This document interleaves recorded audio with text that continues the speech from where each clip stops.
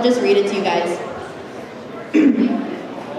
Listen, you see the innocence, you see the injustice, you see that life isn't always fair.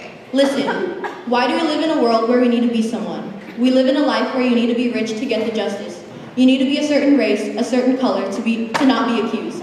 Listen, I thought we were fighting for equal rights. I thought we were striving against racism. But why does it feel as if what we fought for was useless? Listen, 1848 to 1920, we started to fight for women's rights. But why does it feel as if women are still underestimated on what they can accomplish? Why does it seem as if we have those stereotypes against those women?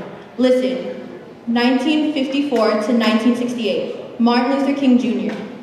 He was part of the start to end segregation. They fought to gain their rights as people of a different color. But why does racism still seem as if it's a problem today? Listen, September 21, 2001, a man was accused of something he didn't do. A man of color, a man of poverty, a man who had no clear evidence to say he was guilty of murder. But was it because of his color? What about the system? Did they not want to admit they were at fault? Listen, October 3, 2002, a man was killed. Actually, a woman was killed. A transgender was beaten and strangled, then was hidden in the ground. And this happened all because they thought she was a she and never knew she was a he before.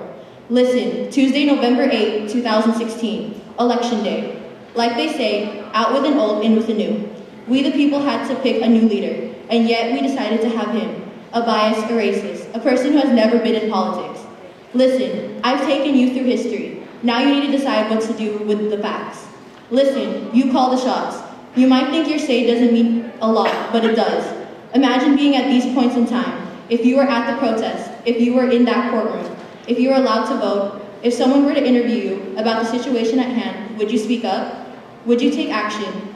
Would you use your freedom of speech? Or would you say no thank you and leave? But hey, now that you've listened to me, it's your turn to listen to your heart and soul and speak.